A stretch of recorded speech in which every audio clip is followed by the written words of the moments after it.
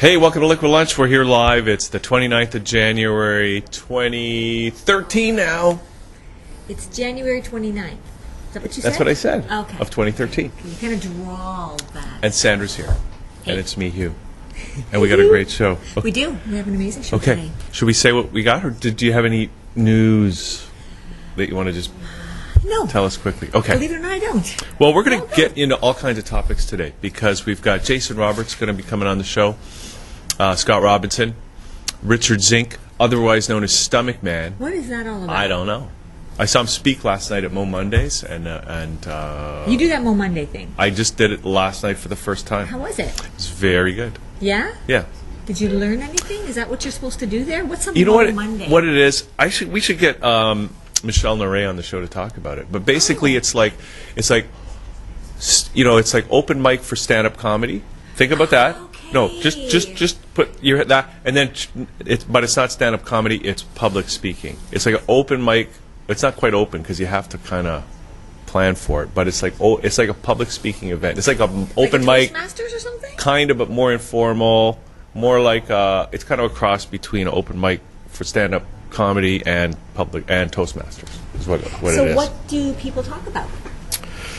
Well, they talk about whatever they want to talk about, whatever their area of expertise is. Hello. I know they're busy over there. I know they got more important things to do. Because for today we're switching roles. Okay, I'm Hugh, and this is Sandra. That's right. That's why I'm wearing the lipstick. You know, I don't think they could see that on there. You just gave it away. I know. It's frosted. But it looks good. Yes, it's like the Frosted Flakes. It's like the Frosted He's Flakes. a Frosted Flake. Yeah. See, he's speaking right now. Okay. Anyway, we're going to get Michelle Noré sometime, and we'll talk. Actually, we'll talk to Richard because he was there. He was speaking last night. So we can get his experience, what that's all about. Absolutely. So would you want to go on there and speak, Hugh? Yes. What would you speak about? I don't know. Huh? Although I did contemplate just opening it up to the audience, have people just give me a topic, and I'll just talk off the top of my That's head. such a Liquid Lunch thing to do. Well, you get a lot of practice here on this show, right? You do? You do? Also, we've got the band Clepto coming on the show. Klepto. Clepto. Like, as in klepto. Like stealing? a kleptomaniac. But these guys, and we're going to have some videos. These guys, I think they're kind of nutty. They're bringing their dog in. They drove it in from Ottawa this morning because they're touring at least the area or Southern Ontario, drove in from maybe Ottawa? Quebec. I'm not sure where they're from exactly. I got introduced to them from my friend Tim, who lives in Wales, and he said somehow he made friends with these guys and Wow, I wonder connected how us. the drive was because the weather's pretty bad out there. Icy, And rain. I think they started their band in Saudi Arabia, if you can believe that. We're going to find out Wow. when they get here. But we're going to start the show off with our political correspondent, Brendan O'Farrell, is here. And we've got a new leader in Ontario. And Brendan, Yay! I don't And know. she's a lady! Yeah, that's right. Is this the first female premier of Man, Ontario? this is so awesome. Hi everyone, I'm Brendan Hi, O'Farrell. Brendan. I'm glad to be back. And this is the first female premier of Ontario. Her name is Kathleen Wynne. She'll be sworn in any day now. And she won the leadership race over the weekend quite unexpectedly. Okay, what happened? No, I didn't watch the convention. Was it a convention? Was it televised on TV? It was televised, and it was an old-fashioned delegated convention. Might be the last delegated convention we ever have in Canada, in fact. Why the last delegated convention? Because parties are all moving to this one member, one vote system of voting for their leaders, away from the indirect delegate. Okay. Sandra, you want to ask something about it? Yeah, I was going to say that she was a surprise. So how did this come about? And there were also some other women in the running too, weren't there? Well, there was someone named Sandra, actually, Sandra Pupatello, who came in second place. What happened was there were several candidates, and in a delegated convention, when no candidate gets a majority on the first ballot, what happens is they have the last place candidate drops out, and they have a second ballot. That last place candidate drops out, and so on until somebody gets a majority of the vote. But do they give their ballots to somebody else, though? And what happens is a candidate, when when they drop out or are dropped off from the ballot, Okay. can endorse another candidate and strongly recommend to their delegates that the delegates vote for the other candidate. The delegates don't have to, but it's Okay. a But strong They usually do. recommendation. It's a But they tradition of doing that. That's how, that So, legendary federal Liberal election went with... Stefan Dion? yeah, Yes. Dion won. Yes. Okay, so people actually have to vote a second time? Or Is a that how that third time. works? In this case, there was 3 ballots, as many times as it takes to get a majority. Interesting. Okay. So now she was a dark horse, right? Is that what that's? Something of a dark horse. She was the second place. She was often called a front runner along with Sandra Pupatello, but people thought Pupatello would win. Now, why is that? And how did she come up from behind then? Well, what happened was that it was assumed that the more slightly right-of-center candidate named Charles Sousa, who got 10% of the delegates at nomination meetings, for election meetings for delegates, held a few weeks ago. It was assumed that he'd go for Pupatello, and as well as Harinder Thakar, that contender who got 13%, as well as possibly Eric Hoskins. It was even without Hoskins, who only got 7%, it was assumed that with those other two, Pupatello would barely make it, with around just over 50%. Now, strangely enough, Ms. Pupatello now says that Eric Hoskins met her the other day and promised his support for her, and then she says she was double-crossed. Uh-oh. Hoskins says that he never made any such promise, but I would argue that it wouldn't have made a difference who won, because the main reason that Sousa unexpectedly went for Kathleen Wynne is that Kathleen Wynne has a seat in the legislature and Sandra Pupatello doesn't. Okay. But Sousa Sandra endorsed Kathleen too, right? She was behind her?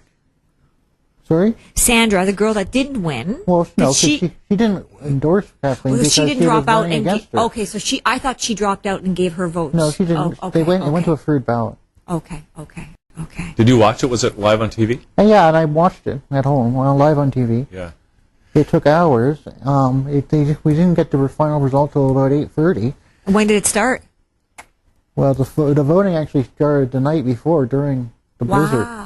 Wow. It's interesting, though, because those delegate conventions are lots of fun, often. Yeah, I find they're fun. So some political junkies are I think say they're going to miss these kind of conventions. So what happened was Sousa wanted a leader with a seat in the legislature because that would create more stability than the instability of someone not having a seat and then running in a by-election they might not win. Okay. So even given that Hoskins was more left of center, I think that even if he had endorsed Pupatello, a number of his delegates would have gone for Wynne anyway. Because Wynne has a seat already? Yeah, and that the delegates would be more left of center and more likely to go to Wynne even if Hoskins had endorsed Pupatello. And on that basis, with Sousa's endorsement, because Wynne had a seat, she would have still won, I think, just a little bit narrower. So what do you think of our new premier? Oh, I think she's good. She's left of center. The Conservatives don't like that. How left of center? Well, we don't know. These are early days. We have to see where she is, what kind of policy she has, whether they're not too left of center, and then we have to wait and see. I think what's going to happen is that no matter how left of center any leader or any party gets in, the IMF is telling the government of Ontario that they have to cut spending and raise taxes. So regardless of what leader gets in there, I think that you're going to see, this is what Dwight Duncan's What's big an problem IMF? was. And I think that's why Dalton McGuinty left. What's an IMF? The International Monetary Fund. Oh. Okay. Oh, that could be. Although the taxes, the Tories want to do without even raising taxes, which means cutting even more. Of course they say that. Of course they'll raise taxes somehow anyway. they find a way. They'll just cut more and... So, but what is, lie. I mean, just what like is all the she other known parties. for? What is Kathleen? I mean, yes, it's early days, but obviously she was a candidate for a reason, right? She's known for being a competent minister of education in the mid-2000s and being a community activist in the mid-1990s who actively was opposed to the Mike Harris government and actively formed an organization to oppose the Harris government's amalgamation proposal from 1996 to 1997, the one that made it the City of Toronto. She's in Toronto, so she was involved in that anti-amalgamation. She was movement. involved as a Okay. leader in the anti-amalgamation movement. Interesting. Okay. Now, is she just the interim until because he dropped out, right? Dalton McGuinty. So, like, is she running a full term? Or No, she's not just the interim leader. Okay. She stays premier so long as she keeps the confidence of the legislature. So Okay. they didn't have an interim leader. They kept McGuinty on until this the new convention. leader selected. Okay. Oh, okay. And so it's a minority government right It now? is. Currently. So how long do they have left in their term, assuming they don't have a non-confidence issue? If they have no non-confidence issue, they can last for 2 years and about 2 years and 8 months, actually. Okay. So that sounds pretty good because I was thinking for a moment it might be like the what happened to the Progressive Conservative Party before when what was her name that got elected? What was her girl. name? Kim Campbell? Kim Campbell, who At the federal level, she you didn't mean? last very long. At the She federal kind of was level. the death knell had already been sounded, and she was just the scapegoat. yes, But she's, I'm getting the sense that that's not the case here, and that because I really don't think the Conservatives are a viable alternative Competition right to now. the Liberals. But Yeah. the Liberals really have to, is anyone renew themselves. Is anyone going to miss Dalton there in that party? I mean, The publicly, I don't Liberals think will miss him a bit, but they aren't going to miss him much. He was bogged down with so much controversy that's why he had to resign. So in the short term, they won't miss him too much. so. You feel he had to resign?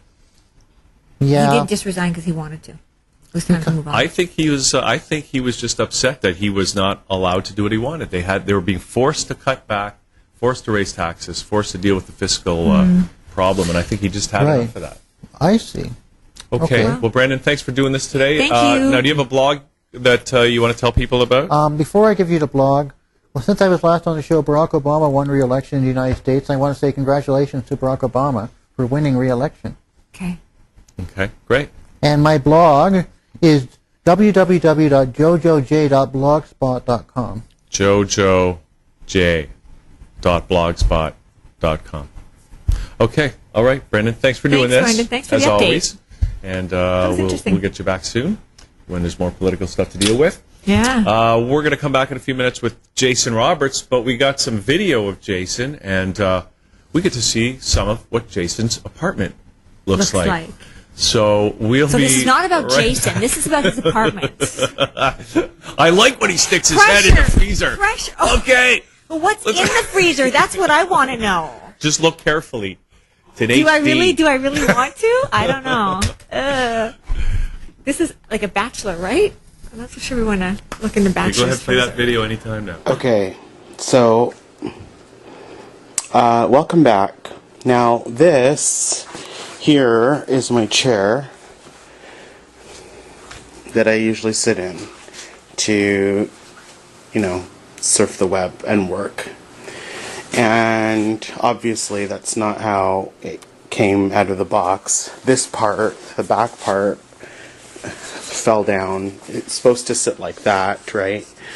And the back has fallen off. So for the last while I've just been kind of sitting here.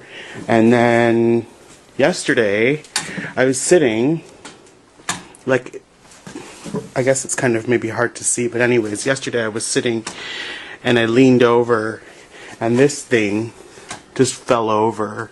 It was the worst feeling ever. I'll do a demo for you of what happened.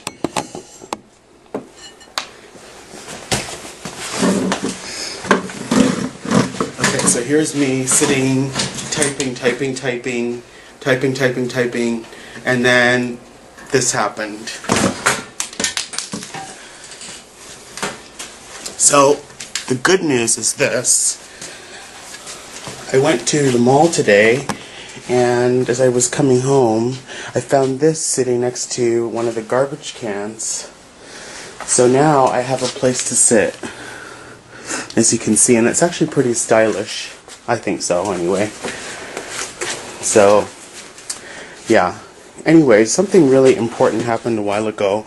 I don't usually watch that show Glee that everybody watches, but for some reason I was watching it a little while ago, and there's this guy on it, I can't remember what his name is, but that's not the point. The point is that this guy reminded me of myself, and I was it's one of those moments where you sort of see yourself. You know how people say they describe seeing themselves for the first time on TV?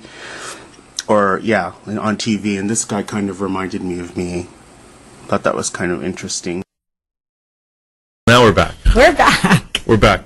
Well, you know, we have students working here. You know and what? This is real. It's okay. This is real. It's okay. It is real. And you know what? You're reading my mind, Hugh. Because we were both interested in where Jason got that chair that was in the video. That lovely little green stool. And we know you got it at the mall, but which mall?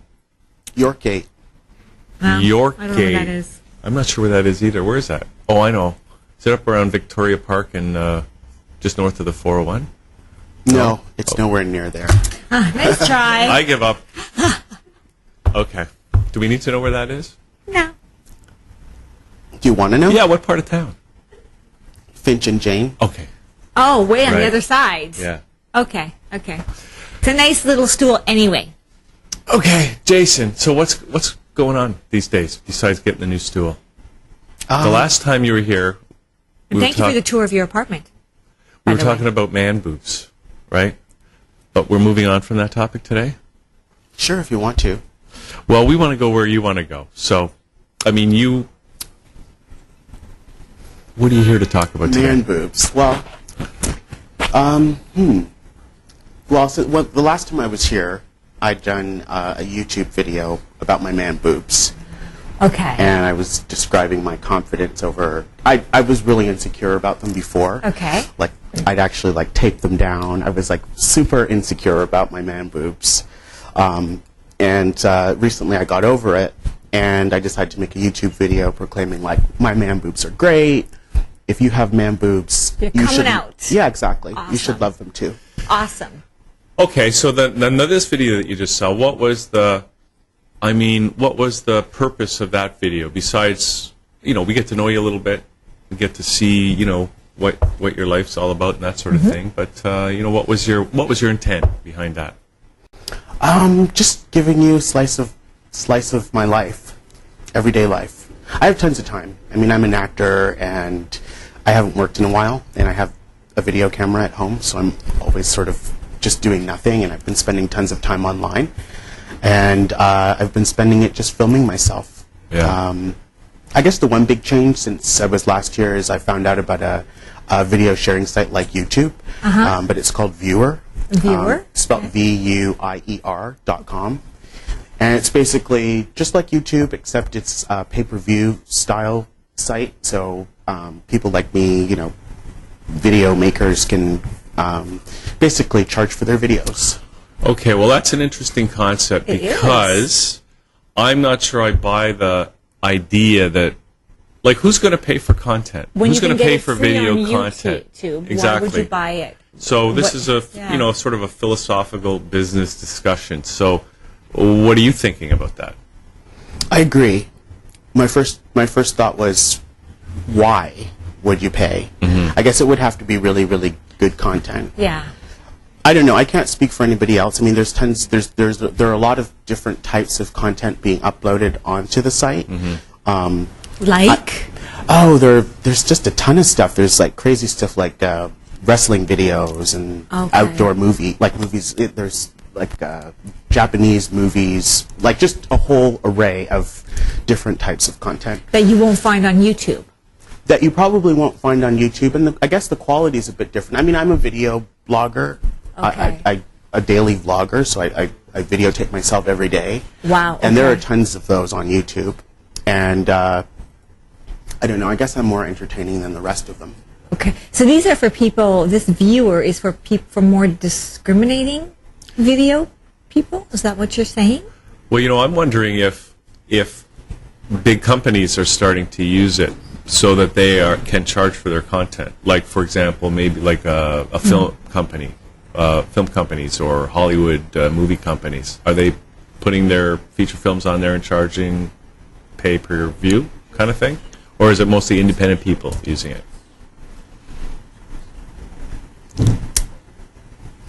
I don't know.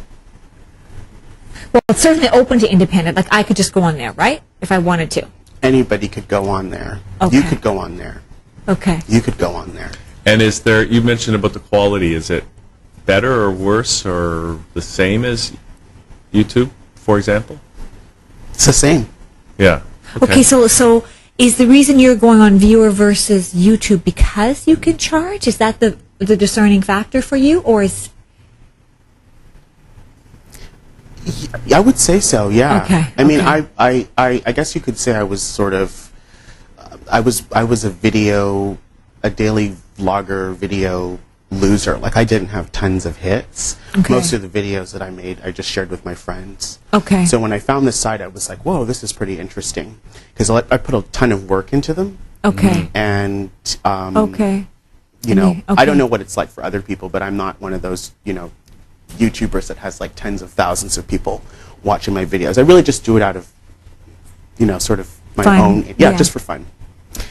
So was it the opportunity to potentially charge people and earn some money with your videos that appealed to you? Yeah, and to set myself apart. Okay. Okay. And do you find it's done that? Has it set you apart? Yeah, have you made any money? I just joined, Okay. so I don't know. So it's interesting, though. It's a okay. pretty cool concept. I don't know if it's going to fly or not, because I think like with so much content, it would have to be, as you said, special content that somebody's actually going to pay for. But, there's an opportunity somebody there. thinks there's a market for that, obviously. Well, I think, too, it might, and I don't know if you thought about this, Jason, but it might get you to think about your videos differently. That with this whole new possibility of being, maybe that's going to change or influence the concept of the videos that you're going to create, because now if you're not finding that people are paying for the videos you are creating, maybe you're going to try to create videos that people might pay for. Well, my environment has gotten more interesting, so it's kind of it's good timing. Like my apartment is falling apart. I think my show's more entertaining now that I've switched Yeah. than it was before. Okay. And what's the show called? Doesn't have a name. It's just me on my website, jasonrobertsonline.com, videotaping myself. I used to call it the It's Jason reality show, but I dropped the name. So are you able to embed these viewer videos on your website? Yeah. Okay. So that's good. Yeah. Well, I got to check it out. So how do you spell it? VUIER? Yes. VUIER.com. Okay. Well, see, you learn something new every day. Yeah. How long has this been out? I want to say 6 months. Oh, so it's really, really new. Yes. Do they have a lot of people that have signed up so far? I have no idea. Okay. We're going to have to check it out. Yeah, it does sound like an interesting concept. We'll see how well this takes off. It's interesting. Okay, Jason. So what else are you really working on? What's your What are you going to really achieve or work towards this year, 2013? Ooh. Let's see. Get more acting jobs. Probably, yeah. Trying to find more acting jobs. What do you like to focus on? Comedy, drama? Anything. Okay. Okay. I'm not really. I don't think of myself as a comedian, or I mean, I like comedy. I think I can play comedy, but I think I'm one of those people that's funny, like naturally. Okay. Yeah. Well, I think that the whole idea of what you're doing with shooting the videos, and even without necessarily having a story there, just this stuff shooting around the apartment. Like a video about nothing. Like Well, Seinfeld. exactly. Or even this show sometimes. It's like it gives you the opportunity in that comfortable environment. Because Yes. it's a safe environment for you to kind of really just be yourself Yeah. and find your voice as a person, as an actor, as a videographer.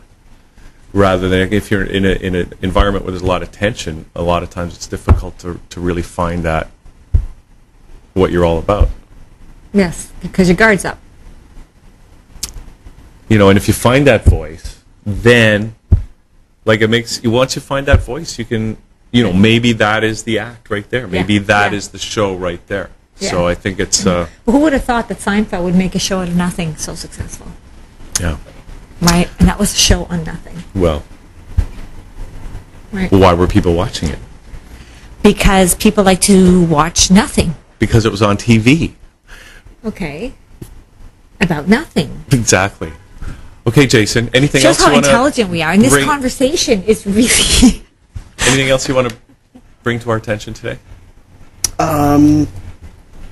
No, I want to thank you for having me, and I want to encourage you and everybody who's watching to watch to log on and Check it out. And check it out. So where do they go? JasonRobertsOnline.com? JasonRobertsOnline.com. Awesome. You know what's great about that URL? You don't have to spell it. It's pretty Yeah. Yeah. obvious. Okay. So thank you, Jason, for doing this today. Thank you for sharing. That's interesting, viewer. I'll have to check that out. Now, we are going to just take a little break now. Okay. And we're going to come back with our next guest. I don't know if we should have Scott Robinson on or Or stomach Richard Zinck or Val and Max, but we're going to do something. But we're going to watch this little video about. We're going to pick a name apparently out of a hat. There's some sunspot activity that's very interesting, and we've got a video about it. And it's Ooh. maybe It's changing happening the now? climate, maybe changing the climate, maybe bringing us into a mini ice age. Maybe forget about global warming. Okay, wait a Al Gore. second. We're at the end of January, and we have rain outside. But it got snow in England, so, you know, it's all balancing out maybe. Anyway, we're going to watch this video. It's about the sunquake, and we're going to come back with our next guest as the lunch Sunquake. continues. We'll be right back. Good morning, folks. I'll make this Sunquake. I've quick. never heard of a The second sunquake. half of the video is the real juice. Cosmic ray density leveled off before it got to the highest mark I've seen, holding steady. Yesterday I tried to identify a very weak CME impact, raising density, speed, and temperature, but not by much. Perhaps you've seen that NOAA includes a spiral for speed as well as one for density. You might recall we expected the coronal hole stream to impact just as the dark coronal hole was in the southern hemisphere. So is the strong yellow wind. It has indeed made impact. If not for the different scales on the left, one might confuse this rise with yesterday's, but we're over 500 kilometers per second versus 350 yesterday. It's causing more instability than the CME impact. Plasma is penetrating. The multi-line resonance was replaced by a strong baseline frequency. The GOES magnetometer took a dive along with the electron count. KP index hit 4 briefly, and couple that disturbance with tomorrow's full moon. We have a minor quake watch before next week's bigger one. The sun is quiet. Got a few things we're watching, but I'd like to get to the good part. A few words on our recently observed Earth-facing quiet. The sun has not really been active for a while. Now, we did break government forecasted high activity marks in November, but since then have been sporadic the last 12 months, with modest sunspot numbers here belying a complete lack of flares we need to expand our atmosphere. All the experts are confirming that this is being followed by a pitifully weak solar cycle. X-flares and CMEs have been moderate at high times, and even those have been few. Even now, the flares aren't happening. Back in 2008, the deep solar minimum was cause for NASA to reassure us everything was okay, describing the last little ice age during one of the greatest minimums recorded, the Maunder minimum. It's important to note at the bottom that they claim there's no cause to worry because they were already seeing the sunspots for the next maximum. Those who have been following our star know it was a tease and the sun went way lower. In 2009, National Geographic tied the extended low back to that mini ice age and the Maunder minimum. Nearly 4 years later in 2013, solar max on our doorstep and not much has changed. Looking at NOAA's flare and radio blackout scale, they list how many of each flare we should get each cycle. We have not had any X20s or even X10s this cycle. We are supposed to get somewhere around 175 X flares. Given how close we are to the max, we should have had a few dozen at least. For those who don't like Wikipedia, it's good for some things, and their chart of this cycle's flares is flawless. I know, I've been checking. There have been 15 X flares so far, well below average. There's supposed to be about 300 M5s and higher and thousands of M flares in general. We've had just the bare minimum. I imagine most of you don't know this book, but for those that do, I bet you're awake now. This is the Monders book, that couple team of scientists for whom the Great Minimum was named. And in this book, they tell a story of the sun that couldn't be more relevant to our discussions. They noticed a period of time where the Earth-facing sunspots seemed to disproportionately decay from the sun. You got the past shots of my testimony, and I'll ask for verification of the same from commenters with a tenure here to know as much. Those new here should click the link directly below the video. We've got some slightly better observational tools than the Monders had. I have included a link to a free copy of this book below as well. Now, for reasons unknown to the Monders, NASA, and myself, the sun began doing its normal jig a few decades later. I will simply remind everyone that the Mayans predicted no doomsday, but merely a new cycle of the sun, and their time frame, 1 Baktun, is 394 years, putting us in the period of sketchy, pathetic minimums, like the one we're in now, that led right into the Great Maunder Minimum. NASA's recent stepping to the plate with a solar climate driver contribution also contained genuine worries that we may actually be set to enter another mini-Maunder event. The last 36 years have seen the sun's magnetism weaken according to Stanford. We're not getting as far off the center line. That link I mentioned beneath this video should prove to you that Earth's magnetism is changing as well. Eyes open. No fear, it's 6 a.m. Eastern Time, and that's the news. Be safe, everyone. And we're back here on the show. So you see, we got to watch. It might be an earthquake, might be some sunquakes, some sunspots. I don't know anything about any of this. Watch the show, and then we'll find out. I still won't know because it's too technical for me. Yeah. Okay. I don't get that stuff. And it's really scary. What? It's kind of scary not knowing what's going on out there. Yeah. You know, I think You know? ignorance is bliss. Honestly. You think what? Ignorance is bliss. Yeah, I I'm think just you're going to right. pretend everything's good. I like to, yeah. I like that. I like that. That works for me. Feel safe. Yeah. When Yeah. you know too much, you get too scared. Yeah. That's what's happening with the world today. Everybody knows too much. Yeah. Yeah. Right? You know what? The internet. Everybody gets all this, internet, Yeah. all this stuff. and YouTube. We know stuff we never would have heard about before. Or about aliens. So now They've we been have time. for years Aliens. Well, the watching alien them. stuff I like. That part's fun. Yeah. I'm cool with that. There's good aliens, bad aliens. They found 25-foot people. 25-foot people.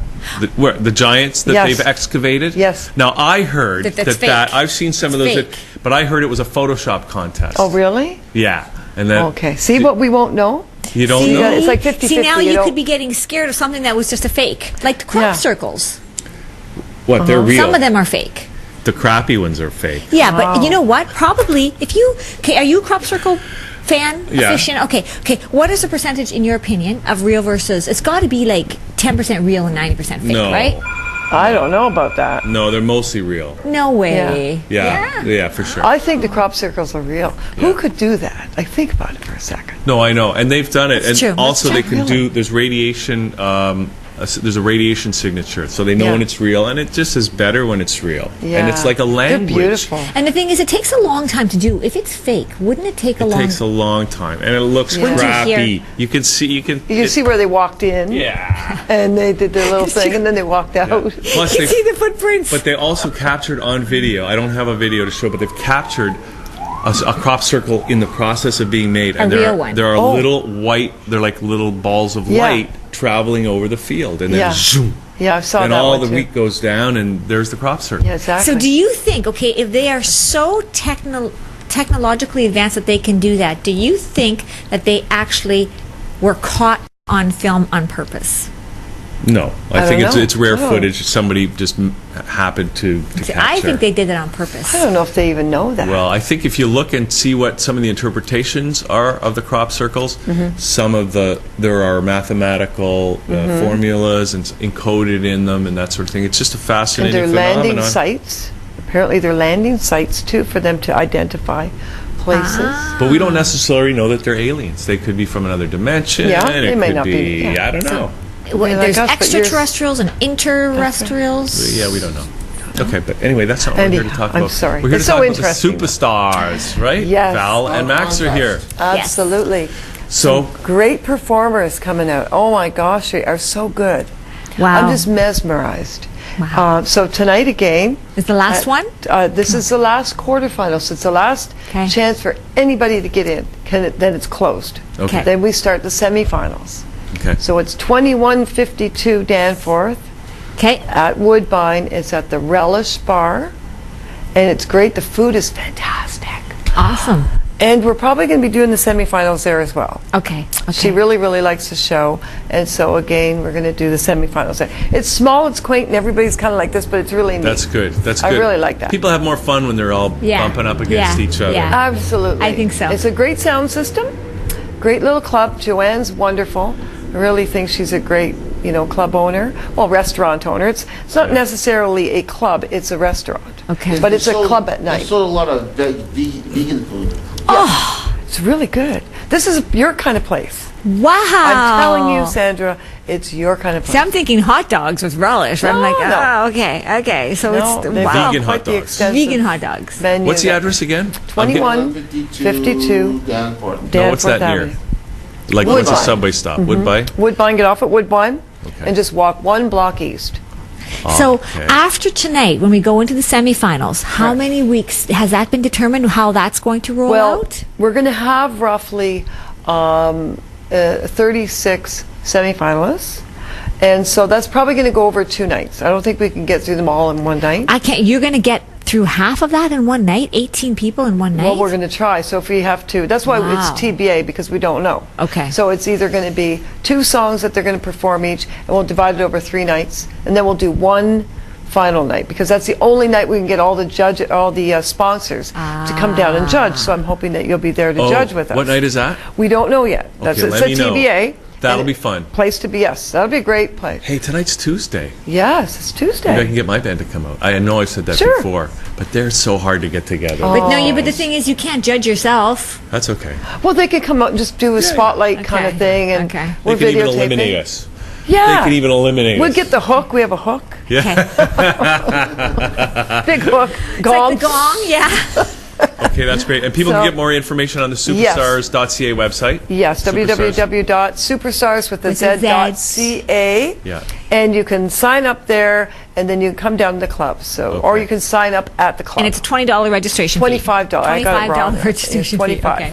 Okay. Okay. And Val, is your band playing anywhere in the near We're future? playing this weekend at Cornerstones. Where's that? That's at, Birchmount and Ellesmere. he knows better than me. Birchmount and Ellesmere. All right. Good thing Yes, for you, we've been doing Max. Really good. What day is that? Or That's going to be Saturday night. Saturday? Saturday Yeah. night. Okay. Yeah. Great. And Valerie no- and the Dreamcatchers. yeah, well, I'm Yeah. looking forward to seeing you Classic guys again. rock I saw show. you guys at the Hard Rock Yeah, a while ago, and thanks. that was good. But Yeah. I know you got the new record coming out and stuff It's like that. getting there really soon. Yeah. We're You're really finished excited up. about it, though, aren't you? I am really excited. We've got some really positive. The music magazines have been coming out. Toronto Star came out one night. Lenny Stout came out from Cashbox, Wow. and they totally loved it. Wow, so that's I think if exciting. that's kind of an inkling of what's going to happen with the record. Yay. Then we'll see what happens. Touch wood. Yay. Woman power. Okay, so that's your band. That's Max, my band. Max's band just played in Ajax over the weekend, right? Yes, on a Friday, it was a snowstorm. And Yes. there wasn't a lot of people. And it took my Keith and I an hour to get to the place. And we started a bit late, but we only did like 2 sets, and then we just kind of packed her up and went. It was just like there wasn't a lot of people. Yeah. Well, usually they there's pay- not in a snowstorm. I know. A snowstorm. Did they pay you anyway? Well, they paid us still, yeah. Yeah. See, I like that. That happened That's to me good. once too. Yeah, that'll You happen. know, They go need home the gas when early. they get back, you know. And your Yeah. PA rental? Yeah. You had a PA rental because I helped them out with that with the. Now you got any Longway. more gigs coming up? Well, Max? the only gig we got is April 27th, which is at the Birchmount Tavern, which is a legendary country bar, you know, in its day, back in the 60s, 70s, and probably up to the mid-80s. They're 47 years old. Does it still have their Wow. decor that they had in the 70s, Max? I don't think so. Well- It's not that. It's not like that. Changed. Because I like those a lot. places where they haven't updated the decor. Yeah. You mean like the shag carpets and stuff? and the, No. the rugs are still filled with the beer that Nice. people That spilled is in just- the 70s. Okay, that is just gross. Yeah. I'm sorry. No, that it's is- actually quite nice. Okay. They've All right. updated it. Cool. Okay, well, we look forward to that. Thanks, guys, Yeah. for coming in. Thank you for the update. Thank you so Good much, luck and- for the last night. Wow. Yeah. That sounds so exciting. Can't wait to hear about the semifinals. Yes, and just one more quick thing. I'm commissioning you guys to come 2 weeks in the summer down to the beaches, outside the beach bar, to do your show. That would And be I've cool. talked to somebody about it, and they said it's doable. We just want to see if there would be enough, electronic stuff that you would need to take out to the beach. Oh, wait, where's the beach bar? Beach bar is right at the top end of the beaches. What do you mean, at the far Where end? where the tennis club is. And it'd just be where the canoe club That is. would be fun. Yeah. Because you can run power off. great Well, I don't even know where it is, but I look forward. It sounds like a lot of fun. Yeah, it'd be Let's a do great it. lot of fun. Let's Yes, do they'd it. love to do it. So Let's do Okay. it. I talked to somebody, and they said, "Oh yes, okay." I said, "Okay, I'll talk." Sounds great. Sounds great. Okay, Val, Max, thanks Thank for you. doing this. Thanks. Thank you, guys. Thanks, you guys. Okay, so we're going to take another little break. Now, of course, you know what's going on in the U.S. Big move for gun control, and Anonymous is weighing in on the thing. We're going to play this little Wow. video from Anonymous. Anonymous. Okay. Anonymous, Here and we we're go going to come again. back with Scott God, Robinson. those guys are just everywhere. Yeah. Yes, They really are. I know. because they can be anybody. So here they are. We'll be right back.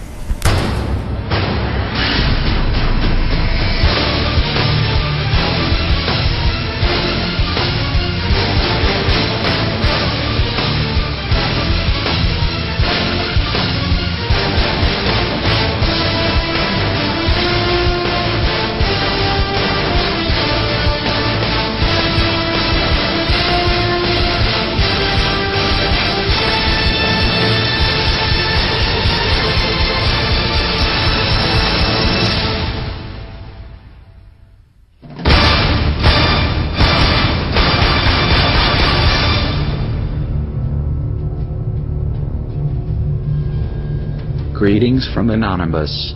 The United States government is seeking to end the Constitution.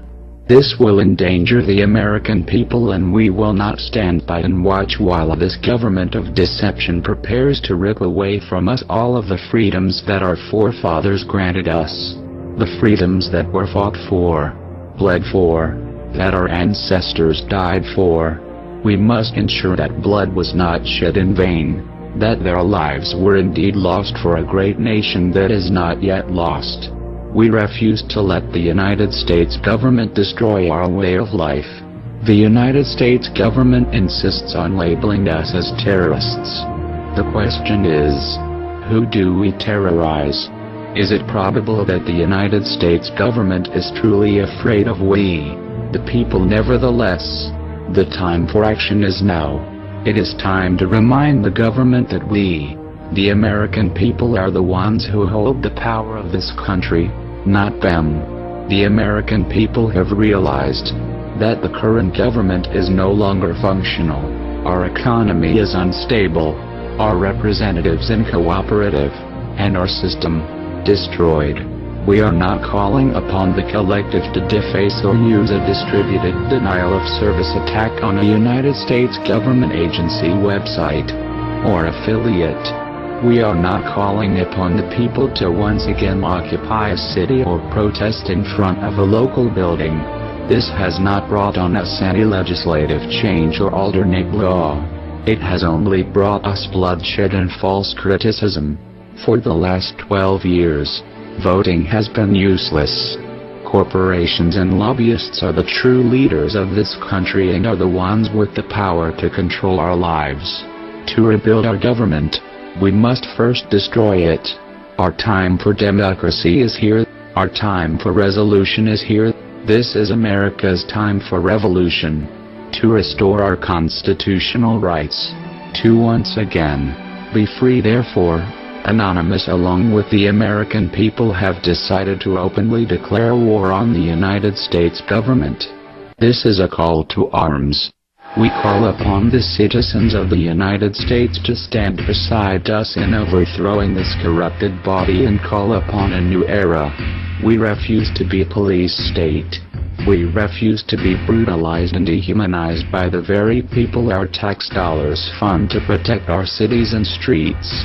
We will not allow the government to control our destiny, our right to build a life for ourselves. We demand freedom from government control, taxation, repossession and death. You will not come to our doors and take our guns. our property. You will not force the citizens of this great country to participate in the unlawful act of government-mandated health care. We the people refuse to put in your control our health, our bodies, our minds, our lives. We will not grant permission for the government to deploy drones over our homes and communities. We must end the Federal Reserve. A private central bank should not issue our currency, set interest rates and run our economy. Rather, we need to return control over the currency to the American people where it belongs. You, the United States government, have overstepped your privileges for the last time. Our peaceful actions, patience and restraint have been demonstrated as we watched and waited for our Congress and representatives to speak for the American citizens and protect us from the tyrant that sits in the Oval Office and happily strips the American people of our rights, one by one, executive order by executive order. We have waited long enough. The Declaration of Independence establishes the supremacy of the people and the right and duty to defend the rights of the people over the acts of the government. Our Constitution provides for as many protections as possible to ensure that the government is subservient to the people and only exists for the purpose of serving the people. However, should these protections fail, it is up to the people to rise up against the government and to put the government back in its place. In this capacity, the people act as the fourth branch of government to take control and to override their decisions that violate the fundamental rights of the people to life, liberty and the pursuit of happiness. By what means do the people exercise their authority over the government? That depends on how resistant the government is to complying with the will of the people. In the case of the Declaration of Independence, it meant declaring war on the government and overthrowing them. This is obviously a last resort after taking other steps less harsh. Have we not tried? It is clearly the right and the duty of the American people to overthrow the government in order to restore the United States as a government to serve the people. This is clearly established in historical precedent. This is that time. We have exhausted every other option. Our government has ignored us. We must take action to ensure our freedoms. When the government violates the Constitution, it is the duty of the people to rise up against the government to bring them back into compliance with the Constitution. Our allegiance is not to the government. Our allegiance is to the American people, because they are us, and we are them. We the people have both the power and the responsibility to maintain our government in a manner that best serves the people in the pursuit of life, liberty, freedom, and the citizens of America. You are not alone. There are millions beside you. You will know when it's time. When the government attacks your words, we fight with voice. When the government attacks your guns, we fight with our weapons. To the Small Arms Treaty, you will not remove the Second Amendment on July 27, 2012. We are anonymous. We are Americans. We never forgive. We never forget. We will fight for our rights. To the United States government, it's too late to expect us.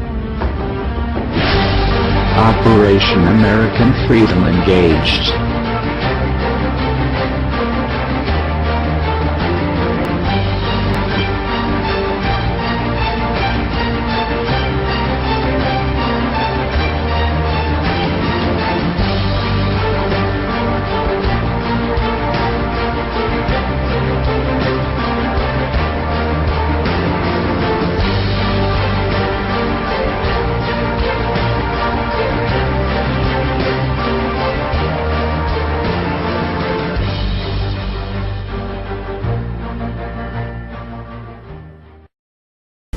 All right, welcome back to the show, and we got Scott Robinson here, who is a expert biker, cyclist, and you got your own TV show on Travel and Escape. So what's the Scott? correct term, Scott? Is it cyclist, biker? What is there a Biker correct- almost makes me sound like... Yeah, that's what I'm thinking. And it's not that I kind mean, of we're bike. called that, but cyclist is usually the best way. Okay. Some people call me a madman, but Well, so you see the show, you might know why. well, also we were just talking about your experiences riding around in the city of Toronto. And I do think some of these cyclists have to be mad to have the courage to drive in Toronto. Well, yeah, you got to Wow. have stone-cut nerves. You got to be smart Wow, and good yeah. nerves. And if you panic, you get hurt. If you're Absolutely. I actually think a cyclist is more at risk than a biker in the streets of Toronto. On the streets of Toronto. we're both, it's both pretty bad. The bikers going faster, they can really get hurt because they've got more speed than us. But Okay. Either way, we're both going to get hurt. But see, for the cyclists, I think you have more opportunity to get hurt by those around you, not you yourself. Oh, yeah, Right, yeah. like the cars opening, like we were talking It could be about. like- pedestrians. I Yeah. have pedestrians walk in front of me all the time. Oh, no car. Oh, boom. I've hit two pedestrians and gone flying. Now, is that the cyclists? Oh, it's pedestrians' fault. They walked right in front of the road without looking. Yeah, Okay, I've done okay. that too. Yeah. Okay, so but let's talk about some of your fabulous trips overseas on bicycles that have been. I guess you guys are filming it and showing it on the Travel and Escape. Yeah, it's channel. called Offbeat Roads. I run a small bike tour company as well, and then Okay. I had this idea that in order for me to get well known, I had to do something crazy, and I wanted to be the first guy to ride his bike across the Danakil Depression. It's the world's slowest and hottest, and they call it the most inhospitable place in the world. What is this called again? The Danakil Depression. It used to be part of the Red Sea and sunk from volcanic activity. Oh my God! And so it's a salt flat volcano. They have a third of Africa's volcanoes in that area alone. And it's also where man took his first footsteps. So it's where we have the key 5 million years of revolution happened in this most inhospitable place in the world. So Which is in Ethiopia. Ethiopia, yeah. Borders with Eritrea, the Yeah. Danakil Depression. Okay, so what was it about? I mean, you know, you want your bike trip to be fun, and I guess in this instance, you want it to look good on TV. Depends what your definition of looking good is. Right? That's a broad definition, yeah. You want it to be exciting. I mean, obviously, I run tours in Newfoundland or Bulgaria. That's a normal tour. You're going to go hotel and hotel. This was meant to be wild and crazy. It was supposed to break people down and see how well you handled it. And I just wanted to be the first guy to do it. And then I got the idea, well, let's film it. Right, and then it's somehow progressed into a TV show now, and that's the sort of where the concept came from. And you'll see people breaking down on this show, trust me. So how many people do you have with you on the trip? Well, on this one, I funded everything by myself just to get good it going. for you. Good for you. Wow. And just to take the risk for life. And the money that I made from the 15 riders, that's why I needed so many, was paid for the cameraman, rented the cameras, and we just went out and did it. So you had 15 riders. Yeah. Okay. Do you have to be a certain physical fitness level to be able to do that kind of challenging? No, the point was it was to take a lot of average people as well. If Okay. everybody was a madman and was really tough, they wouldn't have appreciated what they was going, okay, this was great and tough, but would that made for good TV? Probably not. Okay. So I took people that were bikers, but a lot of them were average, decent bikers. So this is sounding a lot like Survivor cyclist style. Something like that, exactly. Yes. Now, how long or how many miles or kilometers was the trip? About 1,500, but we went through the Ethiopian highlands first. Yeah. And I don't know if you've ever heard of Lalibela, but Lalibela, UNESCO calls it the 8th most important historic site in the world. Yet Never nobody heard of it. knows about Well, it. what is it? There's 11 Coptic Christian churches carved in the cliffs. They're 3 stories high, still used to this day from the 11th century. They call it the 8th most important historic site in the world. Wow. It's unbelievable. If you Google it, it'll blow your mind, these churches. Lalibela. Lalibela, yeah. Wow, And I've only heard of that Christianity before. was the second most important to Jerusalem at one time in history. Was the second most important Wow. to Christianity, and people don't know that. It's because it's Ethiopia. See, so you watch this cyclist show and you look at what you get to learn too, Yeah, yeah. right? That's Well, interesting. and I heard that the Ark of the Covenant was somewhere in Ethiopia. Bingo! It's in Axum, which is just north of Lalibela. Did They you- cla- were No, you- I've been to Axum, but they claim they have the Ark of the Covenant. But they don't show anybody. They keep Well, it under lock and so key. does the so-called holders of it in Rome, right? Because you know what's going to happen? It's just going to be like that movie. Raiders of the Lost Ark, the ghosts will come out, eat your face. It's going to be bad. Go. Okay. So, Nice vision. That's a horror show. Oh my God, that's a horror show. so now, how many shows have you done? This is an awesome trip, Yeah. but are you planning other trips and other? Yeah, this was a 6-part. We originally filmed it as a documentary, so we didn't film it TV style, so we had enough footage for a 6-part show. But if we get the second season, we'll see. Okay. Depends on many factors, but we're going to go to Peru, and we're going to do polar opposite. We did the world's lowest and hottest spot. We're going to go as high as we can on a bike. Do you know what that is yet? Peru. No, but I mean, where in Peru? Is it Machu are you gonna make Picchu? it to No, Machu Picchu is not the high. You can go higher than Machu Picchu is not as high as you think it is. Yeah. What's higher? Actually, Cusco is higher than Machu Picchu. Again, learning something. Yeah, people get fooled by that. But Cusco itself, where you arrive and then go up to Machu, is actually technically higher than Machu Picchu. Wow. It's just that Machu Picchu is way up in the high mountains. So who would be insane enough? Oh, yeah, but look at the world. To do There's this. lots of adventurous people. Yeah. There's tons of people. Cause I don't know any of them. Yeah. But they're out there. There's 7 billion people on the planet. We're out there. Yeah. But also, a bike trip is a great way to experience, something. Oh, you feel it. When you go through a village, that's the magical tool. You'll even see it in the show is you go through a village and the kids all come running out of a school and will sing to you. When you get out of a car, you got out of a car, it's not the same reaction. Mm-hmm. You have become part of that. And when we were riding with the camel caravans, remember, for 4 days, we were with the camel caravans. We slept with them, rode with them.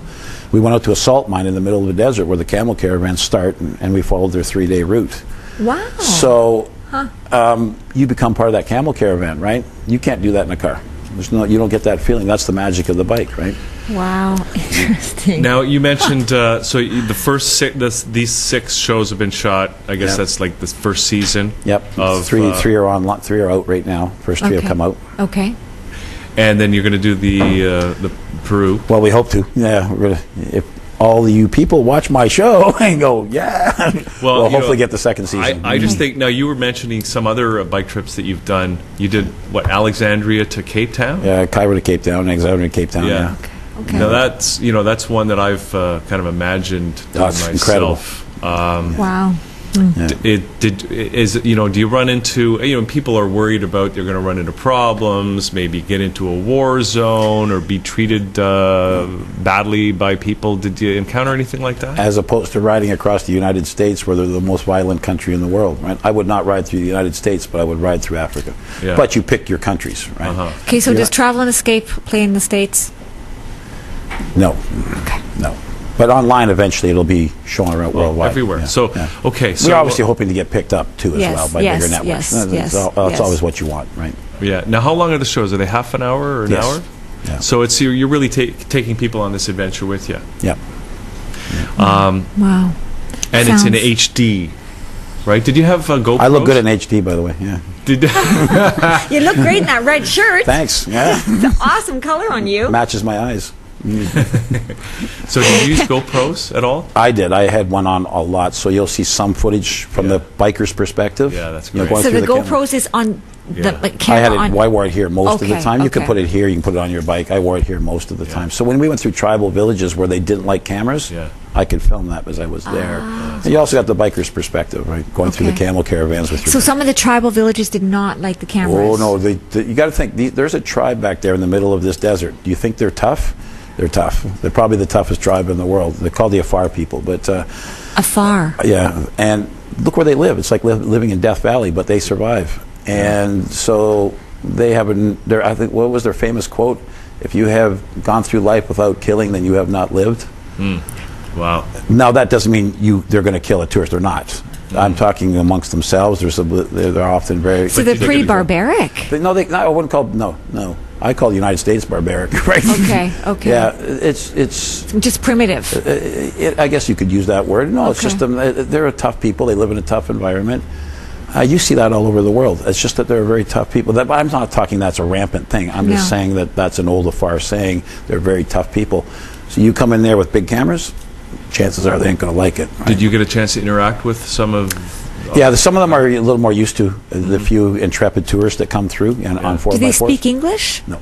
Oh, okay. I had to take a Afar guide that spoke with the tribal leader. Like I had to negotiate with tribal leaders to go through their land, so I needed a guy who could speak with them. Well, this sounds really exciting, Scott. Sounds I mean, it sounds like the interesting. next best thing to actually going on the ride yourself. Now, when can people get a chance to see an episode? Well, it's online right now. You can watch catch up and watch it online, and it's on Sundays and a few other nights of the week on Travel and Escape. You if know, have that I'm channel. not a huge cycling fan, but it interests me just to see the experiences It's got with the nothing to do with villages. the cycling. Yeah, Cycling is just a tool. It's just a tool. You don't have to be a cyclist to enjoy the show. It's the experience. That's what I'm getting here. That just wow, it was a lot more than that. Do we know what time on Sundays? 10 o'clock. 10 o'clock, 10 p.m. And I believe it's on 2 other nights of the week, but that's the first night. That's the first showing, and then it's a Okay, couple and then other it's a nights. repeat. Then it shows a couple other nights of the Wow. week. And then online you can catch up and watch it Okay, anytime. where do you get it Awesome. online? TravelandEscape.com. .ca, sorry. TravelandEscape.ca, and Okay. of course, Travel and Escape. And you go to Offbeat Roads, which is the name of the That's show. the name of the show, Offbeat Roads. So Rogers, it's channel 267, Bell, channel 530. Yep. And people can check it out this Sunday at 10, and actually I'm looking forward to it. Yeah, me too, actually. Well, Scott, great Thank to you meet so much. Thank you for doing that. No, thank you. Sounds like an Good luck in the amazing city. history lesson for me. Yeah. Yeah. Yeah, people don't know what's out there sometimes. Thanks for doing this, Scott. Thank you, thank Scott. you. Good luck, and good luck for next season Thank too. you. I hope it happens too, yeah. All right, so here's the clip, and we'll be right back with Richard Zinck as Liquid Lunch continues. All right, here we are. We're back on the show. It's a great show today. Absolutely. That was awesome. Really, really, really awesome. And we've got another awesome guest joining us here. Richard Zinck is here. And Richard, that was a phenomenal speech that you gave last night at the Mo Mondays, and it was great to meet you there last night. Yeah, thanks a lot. Thanks a lot.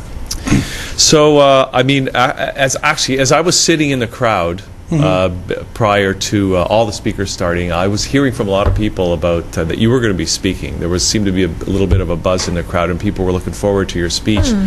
And they were, they said, "Oh, Stomach Man is speaking today." And then when I got your card, it says Stomach Man on there. I don't get it. What does it mean, Stomach Man? Well, I've been in the lunch truck business a lot of my life, most of my life, and I grew business really fast. And see, I would always be driving around in my trucks. I always had fancy trucks. I grew more roots than anybody. Yeah. Anybody on the planet. Wow. And very fast. you. But I had these nice trucks, and I would be driving down the road, and nobody would look at me.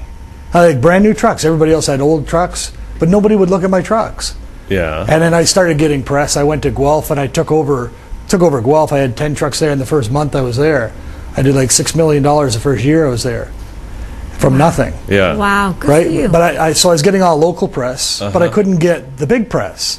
Like I wanted to get Toronto Sun, and I wanted to get all these things, and they wouldn't listen. Because my company was called Tri-City Food Service. So what happened is I was driving one day, and I was thinking, I got to figure out how to do this. I got to get this press. So I was sitting there thinking, driving along, and on the radio comes Chicken Man, the Chicken Man show. I don't know if you remember that. I don't remember. Yeah, it was like Chicken Man, he's everywhere, And it was a real funny skit they did on the radio, and I was thinking, that's what I need a superhero. Oh, yeah. So I was trying to think, okay, there's Batman, there's Superman, there's Spider-Man, there's all these man, right? Yeah. So I think, what do I do? And I go, well, okay, I feed people stomachs. So I come up with Stomach Man. And I go back and I tell all my guys, I have 35 trucks, and I tell everybody, I'm going to change the name of the company from Tri-City Food Service to Stomach Man. And you're all going to drive Stomach Man rescue vans. I'm going to put flashing lights on the roof. And then I'm going to drive Stomach Man patrol unit. So I did my truck all up. I had an Explorer. So I did it up as a patrol unit. And then everywhere, they didn't want to do it, but so I would start driving the first truck with Stomach Man on it. But I'd be driving down the street, and I'd stop at a set of lights, and everybody looked. And you could see them going, Stomach Man, and then laugh. So they seen it, they remembered it, and they remembered us with a smile. Wow. But it was then our phone started ringing, and people were calling, and I go, "Hello, Tri-City," and they go, "No, I thought I was calling Stomach Man." I go, "No," and they go, "We want Stomach Man to come to our place." And our own customers were trying to get rid of us to get us. Oh. Wow. Because So- they didn't know Tri-City was Stomach Man. Yeah. So then what happened was, then I did this. I learned how to use the name with a lot. Or I was using it with cups. I was selling like 5,000 coffees a day. So I went to the local radio station, Magic 106, and I said to them, "Okay, I sell 5,000 coffees a day. Your listeners are my customers, or your potential listeners. So those people hold those cups in their hand every day. If I give you your logo on half of my cup, and I'll use the other half for myself, what would you give me?" And they gave me free ads on the radio. Whoa. So I started using that as I got lots of free ads. So I'm designing the cup, and I'm thinking, okay, so what else can I do with this cup? So why would I just put Magic 106? I'll put listen to Magic 106 to win. And then they said, I called them up. I said, is that okay if I do that? And they said, well, what would they win? I said, I don't know, let me think. Okay, I know what we'll do. A free lunch to a whole factory. They go, what? And I said, what we'll do is we'll get people to fax in why they deserve a free lunch on Stomach Man. Right? And then whoever is the best letter that week wins a free lunch. I'll go with the whole factory free lunch. And they said, okay, let's do it. We'll give you 10 more ads a day for that. Because it was a good promotion for them. Wow. Very cool. Right? So then I was getting like all this free ads on the radio. I wasn't even paying for it. Well, yeah, I mean, it just sounds, I mean, in a way, they sound like common sense ideas, but most people don't actually think of them, right? Yeah. And you... Or have the courage to go after them. Yeah. But it's just asking, that's all. Well, yeah, but you know, to actually have the courage and the gumption to change your vans to this patrol unit called Stomach Man and have these flashing lights, that's pretty out there. Yeah, I'm out there. Well, I mean, you were already doing amazing. To go from 0 to 6 million in 1 year is phenomenal. And I understand from your speech last night, I don't know if we get into that, but I understand you were highly motivated to be successful from a young age. Yes. Right? But, I had to win. But I mean, what was it, you know, having made that decision that you were always going to be successful, then what was it, you know, what were the actual steps that you took to become so successful in such a short time? The steps. Like, what was your method, or what was your thinking, or you know, your mindset to go to be so successful so quickly? I just worked on what. See, I look at things. I don't know if I look at it differently, but I look at everybody's living inside an environment. Right. Right, and I would sell to environments. See, I would know what everybody's doing. It's like Wayne Gretzky. He goes behind the net when he's going to play, and he goes behind the net because he's, like, I think, because he's looking out there at the atmosphere, like the environment, and he's seeing who's there, and he gets to know what everybody's moves are. So he's assessing it. Yeah, because everybody does the same things. Okay. Right, over and over again. So once I get to know somebody, I know what they're going to do. I know their moves. So I can predict it. And then I make my moves according to what they're going to do. If that makes any sense? Well, it does. Yeah. But it seems to me that with that has to come good instincts. Yeah, you got to you got to have. I mean, Wayne Gretzky had natural talent. Yes. And you've obviously got some natural talent there. Now, okay, from your speech last night, though. Yes. Okay, and where it sounds like you were very successful and you were taking down your competitors, but then you went through an experience, and I mean, you talked about it last night, about where you had to essentially really forgive your parents. Yes. Is that? Now, was that like an epiphany, and did it change your outlook towards your business? You were already successful, but did it change your outlook about the business? Yeah, well, I quit. Once I won all the awards, once I won Entrepreneur of the Year, they nominated me for Canada. It was like I always seen from here out, and I never seen out there back in. Yeah. And when I won the awards, all of a sudden I could see what the world's seen. Yeah. Like when the Toronto Sun did a story, they finally did the story on me, and everything was there. Everything was there. I got to see what the world sees. But what I seen all the people I destroyed, because I just got really good at destroying. I knew what everybody was going to do. I don't know how it came. You're psychic in some way. I don't know. Yeah. No, but see, the thing is, I went through a bad childhood. I was abused by my father, and I had 2 older brothers, and I had 1 older sister, 1 younger sister. But I used to see my dad beat up my brothers all the time for the friends they had. They chose the wrong friends all the time. So I decided I wasn't going to have any friends. But then what happens at school when you try not to have any friends? You become bullied. But so I was getting bullied, and it didn't. Before long, I realized I'm bigger than everybody else, and I didn't have to let them bully me. So I started to become physical with them to stop them, and I ended up fighting every day. Every day at school, I ended up fighting because I was trying to get them to stop, and I just kept on getting stronger and stronger. And it didn't matter if 20 kids came. I would take them all on. I didn't care. So Did you like get in trouble for this? No, because I was defending myself. Okay. Didn't they get in trouble for this? No. It was different times back then. There was no, you didn't get in trouble before. Yeah. That was in the 60s and the 70s. So it sounds like you took that attitude from the schoolyard into your career, into your work, and you were kind of just beating everybody up, all your competitors. What happened? It was my grade 8 teacher. Yeah. I started grade 8, and everybody knew that I was always fighting, and everybody was challenging me every day. It was like the challenge: who can beat him? Nobody could beat him. Wow. So everybody's going to try to beat me. So he calls me into his room after school one day, and I thought, okay, now I'm done for, right? And I get in there. His name was Mr. Binns, and he says to me, he says, "Why do you always fight?" And I said, "Because kids call me names." And he goes, "So why do you fight?" I said, "Because they call me names. I want them to stop." He goes, "It's not working." And I go, "What do you mean?" He goes, "It's not working. They're still calling you names." I said, "So what do you want me to do?" He says, "Just them." And I said, "And then what?" He says, "They'll stop." And I said, "Really?" And he goes, "Yeah, they'll stop. Don't worry." So he says, "Try it for a week. Just trust me, try it for a week." So I tried it for a week. They stopped. They all stopped. But you see, the thing is, I was developed up to this point this ability to build all this huge energy inside. So I go back to him after a week, and he says to me, he says, "So what happened?" I said, "They stopped." He goes, "I told you." He says, "I just taught you the most important lesson in your life." And I said, "What's that?" He says, "I taught you how to respond instead of react." He says, "You can do whatever you want. Now you know that you don't have to fight. Wow. You can do whatever you want." So now I got all this energy.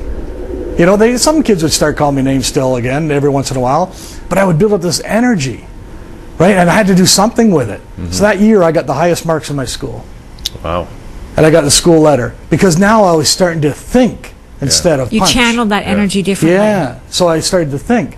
So when I was 17, my dad tried to kill my mom. I was sleeping on the couch. It was just me and my little sister left in the house now. And my little sister wakes me up. She goes, "Dad's trying to kill mom. Dad's trying to kill mom." And I was afraid of my dad. I could take 20 guys on, but I didn't want to touch my dad. He was the monster, right? So I go out in the kitchen, and here's my dad. He's got my mom pinned on the floor, and he's going to stab her with a knife. And I go in there, and I take a look, and I got to make a split decision. In that second, do I try to save my mom and maybe get killed myself? Or do I let him kill my mom? So I decided I'm going to take on my dad. So I took on my dad, and I defeated my dad. I got the knife off him, I stopped him, and I pinned him. And when I did that, all of a sudden I became invincible. Because I beat the monster. Nobody could beat me anymore. And then so I leave the house. I'm in grade 12. I quit my last term before graduating. But now I'm invincible with a lot of power. So then I end up getting into what my dad did, the coffee truck business, because I worked for him a couple times, in the summer. So I knew he always paid the bills. So I get into that business. So I get into that business, and wouldn't you know, I end up in a business where everybody threatens you if you try to get into their territory. And the more they threatened me, the more inspired I was. So I actually did things to make them threaten me. I would make sure they would threaten me so I'd be inspired so that I could go take their business. So how would they threaten you? They'd bully you? Oh, they threatened to break my legs, and I'd get them to go right to the police station with me and threaten me in front of the police. So in this case, you didn't ignore them? No, but I just took their business. Okay. They would threaten me. It would excite me. See, most people, it would make them run away. Yeah. But it just made me more powerful. So, okay, so then you had this, what's the story then? When you had this epiphany, how did you get to the point where you had to go through this process of forgiving your parents? Well, see, when I won the award, like I was saying before, all of a sudden because I'd never seen what I was doing, I was just doing it. See, it was like protecting myself as a little kid, and I kept on I was getting better and better and faster and better and faster and stronger and more, smarter, and I could figure out everything they're doing, and it just got to a point where one day I just realized, I'm going to end up killing someone, or someone's going to end up killing me, because I'm going to run across somebody that's you know, they just bought this business and maybe they paid $100,000 for it, and I come in and just take it away. And they're not going to like that very much. It just got, then when I started thinking about that, I started thinking about all these people I destroyed to make more for me. And it just didn't sit right with me, and because that's not who I am. That's not who I really wanted to be. Like, I wanted to help people, I didn't want to hurt people. Right? So when I quit, I was looking for myself. I was trying to find myself. So you quit the business? I quit, yeah. When I was Entrepreneur of the Year, I quit.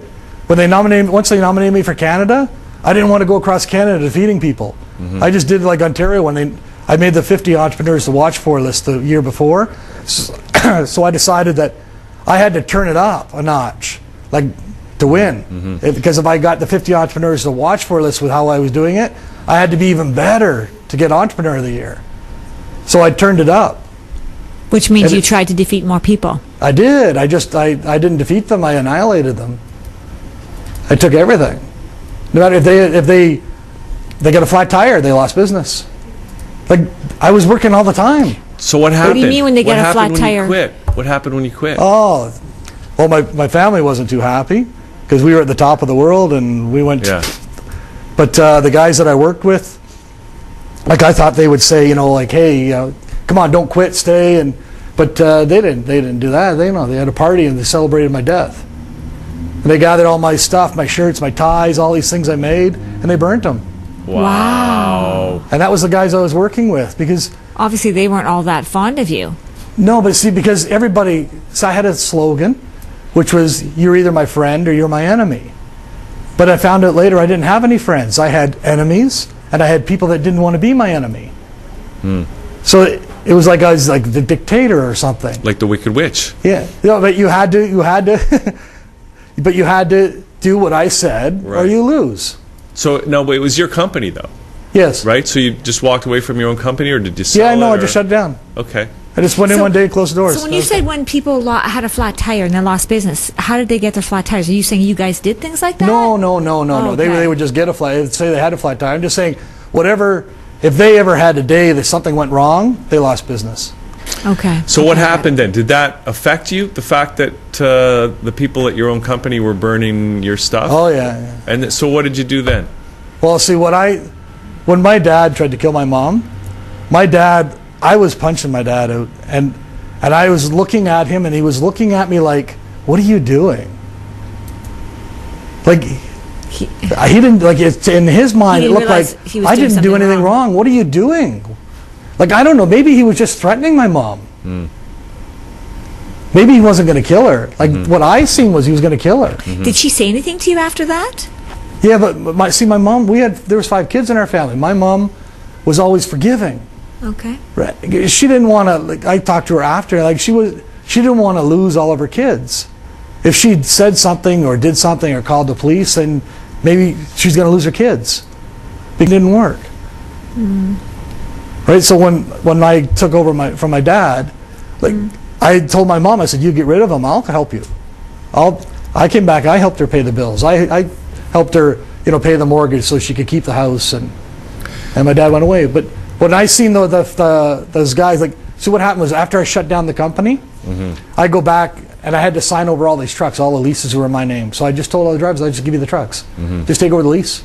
So I went back to sign over the leases, and I went inside my old building, and there's pictures on the wall, and I'm waiting for these guys to come, and I go over and take a look at the pictures, and here was that party and the celebration, and it was like, I've had this feeling before, and it was the same feeling that my dad looked at me with. I see. Okay. So pieces started coming. Yeah. Right, pieces started coming, and for me, it was the big thing was I took this course, and they got me to write letters to my parents to forgive them, and then when I read them in the course, I got it. Like, I see my mom in everybody's eyes. Wow. And it was like I got my heart and soul back. So how did that affect how you did business? How you operated in the world? Well, see, now what I do is I look at, there's so many people out there with businesses, and everything's changing now. Like like the internet and all this stuff, all this stuff. It's changing the way business is run. And I see now that I don't have to create any new companies. There's a lot of companies out there. See, like what we're doing with stores, and now we do sandwiches for stores. I met the partner I have now. He was always in the retail business, and I've always been to sandwiches. And he met me at a trade show, and he was talking about, he says, I need you to come, and he's working for Canadian Tire. He says, you got to come and sell us sandwiches because we have a problem with our sandwich supplier. We don't know when he's coming. And like sometimes he doesn't even come anymore. And he says, we need sandwiches in our stores. And I go, but you don't have any, like some of the stores you sell 5 sandwiches a week. It's not worth it. And he says, no, but you got to figure out something. Like, this is my job. I got to get sandwiches, and you make sandwiches, and like we got to work out something here. So we sat down and started talking. I said, so how do you get your other stuff? And he says, what other stuff? I said, like the pop and the chips and the chocolate bars. He says, well, we have wholesalers that bring all that. I said, are the trucks refrigerated? He goes, yeah. And I said, then that's how we're going to get the sandwiches there, because they're already there, and it doesn't matter. Say they bring $1,500 worth of stuff to bring a couple more sandwiches. It doesn't make any difference. Like, they're just going to have more business. And they do like 6,000 stores. So now what I do is I don't have any kitchens. I don't have any trucks. I don't have anything. What we do is we have this internet site. Stores order from our site like by 10 o'clock this morning. And we get these different kitchens to make the product and ship it over to the distribution. And the distribution sends it out the next day. So it used to take them 2 weeks to get a sandwich to the stores. So they would gas flush them so they would last a month. So, see, people didn't know that. It would take them 2 weeks to get them there. God. See, we do it in 24 hours. So, okay, so that's amazing. But how did your approach to business change from your epiphany? Because, like, are you less ruthless now? Oh, yes. Or like, what's And do you what's make the less essential as a difference? result? Well, I make less. I haven't made as much yet, but this change is happening. So it's just taken. I was watching a video on Steve Jobs, and he was talking about we create this new technology, and then people use it to do what they already do. He said you're supposed to use it to do new things. That's a good point. Yeah. So this is what we're creating. We're using it for new things. So it's coming. I'm not worried. Yeah. Because I can do thousands and thousands of stores without doing anything. Interesting.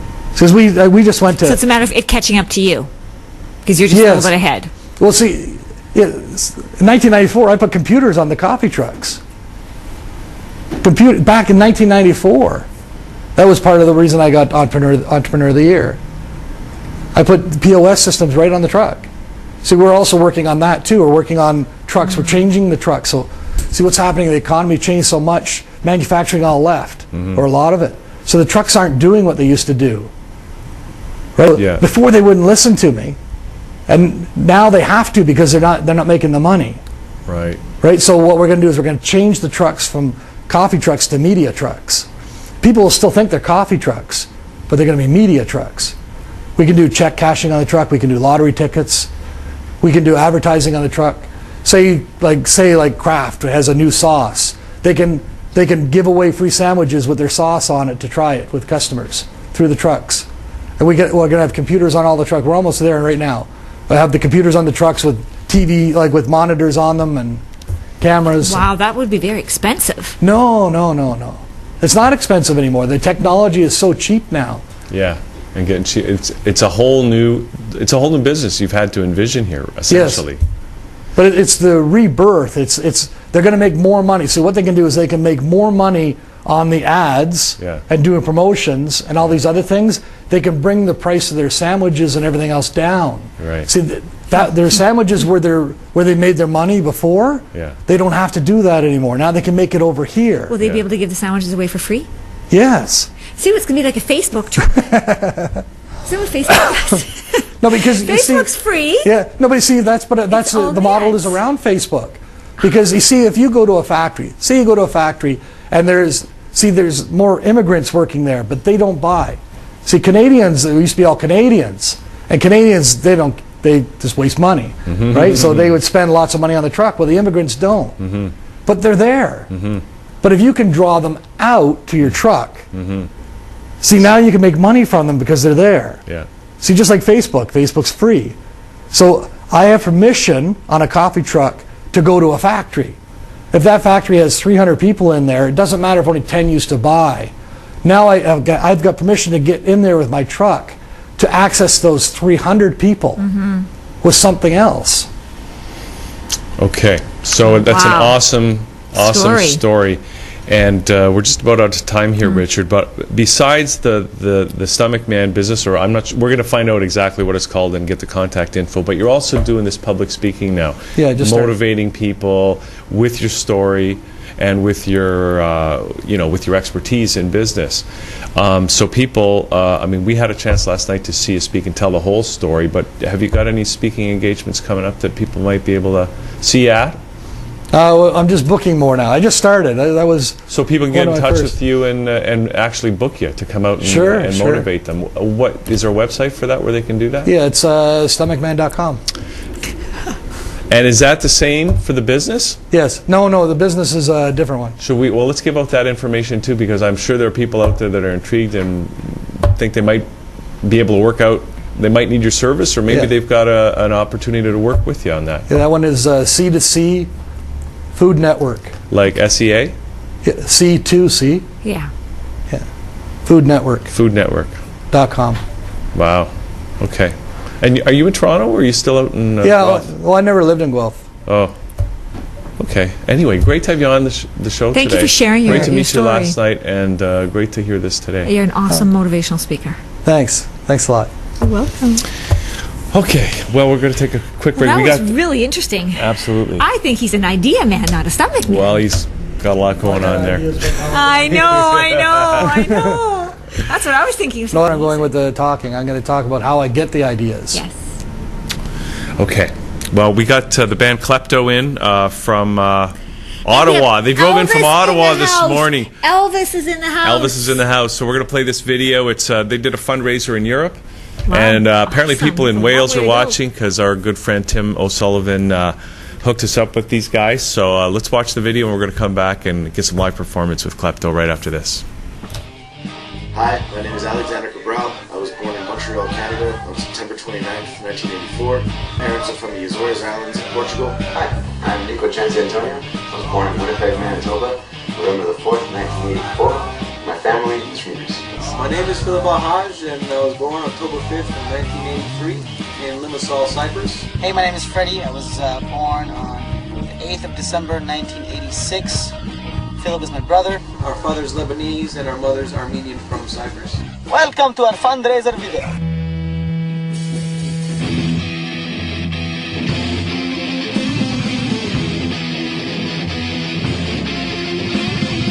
We started the band back in Saudi Arabia in 2000. We were in high school then. Alex and I were in the same grade. We started playing music together. My brother Freddie was forced to be part of the band as the bassist. We all went to school there, met there, and started the band. We also met Nick in Saudi Arabia. From Saudi Arabia, we moved to Canada, where we lived there for 8 years. While we were in Canada, we went to school, did our education thing, studied sound engineering, studied film. I graduated with a BA in music. I studied computer sciences. I studied economics and music. While we were in Canada, we recorded 3 albums. Handmade at B-Side Studios in Chateauguay, Montreal, Sonic Grape in Freddie's basement, and Acousticide, also in Freddie's basement. Played shows all throughout Ontario, Quebec, Just around Ottawa, Toronto, Montreal. and parts of British Columbia. We left Canada in June 2010. Almost 2 years now, we've been on the road picking up shows as we travel. This is our life.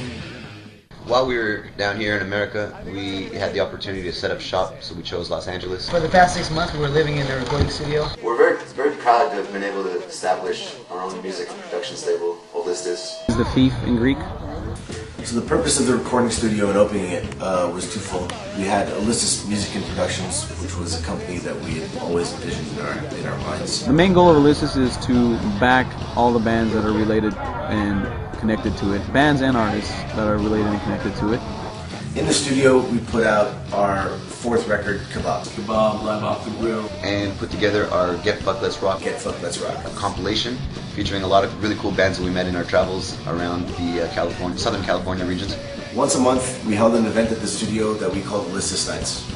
The events were great because we didn't just focus on music and the bands, but all forms of art. We wanted a place where bands could come out and play and feel comfortable and just be surrounded by a bunch of people that they knew, like-minded individuals who just wanted to have a good time and listen to good music. It was interesting to see how people wanted to be part of something and create a community that encourages and promotes art. The themes that we held at the Illistus Nights were Artist Night, Photography Night, Independent Film Night, Independent Radio Night, and the Get Fucked Let's Rock Release Party. We had local photographers, filmmakers, comics, sketch artists, cartoonists, comedians, models, painters, poets, radio hosts, chefs, live radio podcasts, kick-ass bands. We also promoted small business owners of the neighborhood who provided catering, mechanic work, auto body. They helped us fix our van and fed us really well. As a band, we do everything. The philosophy is always do it yourself. Do it yourself. From management to producing the videos. Produce our own records, Social media, throw parties, make our own artwork, make friends, we do promotions, To recording, travel, booking tours. with our family. drive ourselves. And it's just non-stop. We pay for it all ourselves. We fight, We print t-shirts, we fuck, merch, we drink, everything that a band or an artist needs. we rock.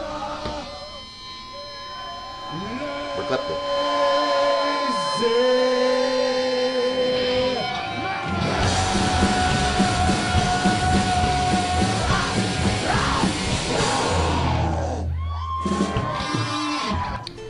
We are currently on our Reach Around tour. The Reach Around Tour 2012. We run tour across the states. The reason for the Reach Around tour is so that we can make our way back up to Canada. Reaching around the southern states of the East Coast back home to Canada, where we are going to prepare for the Money Shot tour of Europe. to Europe, where we will be traveling towards our homelands. So far, so good. The road has been awesome.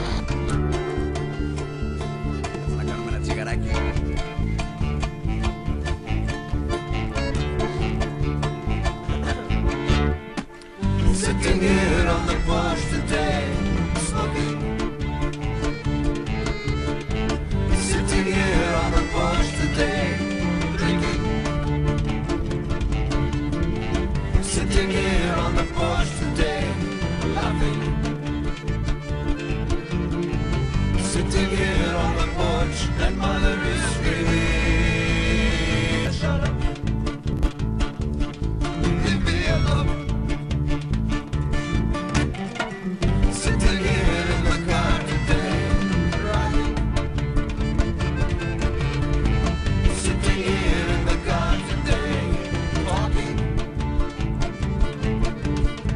Sitting here in the car today, smoking.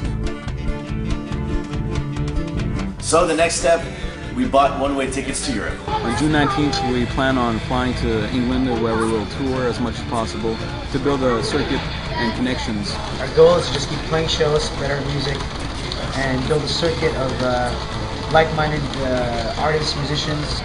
So we can tour for the rest of our lives. Well, at this point, we're gonna need a lot of stuff. So after moving from the far east of the world to the west, almost 2 years on the road, 4 albums, a 5th in the making, a compilation album, founding our own music label, our own web series, a music video, multiple van repairs, a whole lot of flat tires, cheap pipe tobacco, 1 meal a day, and fleas on our dog, we are still alive. Now we need your help to do the same in Europe. Now we need your help to do the same in Europe. Can't kick. We need a van. So basically, we need money for a new van. We need a van. We need money for insurance in case we get into a big accident, God forbid. We need money for picks. We need 2 guitar amps. 2 guitar amps. A bass amp. 1 bass amp. We need some nipple clamps because Philip broke his last week. We need a drum set. 1 drum set. Drumsticks. Condoms. 2 terabyte hard drives. 2 terabyte drives. Gas. Gas. Merch. Merchandise. We need new underwear, and we need some food.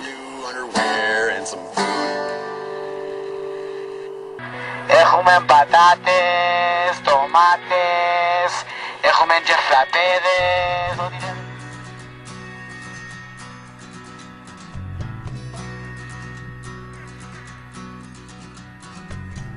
Music man, sing a song for me, a little rhyme to pass the time. All right. Clepto, man. Fun in Lafayette, Louisiana. Yeah, sit and smoke. Party down, man. Yeah, it was fun, man. That band really rocks it, man. They play so many different kind of great music all in one set, man. You can't believe it. And they really need some money, man. They help them out because they're going to come and give you all a good time. And that's what you want, ain't it? No suckage. No suckage at all, man. It was too fun. Yeah, I loved it. Y'all are fun people. I love it. Thank y'all.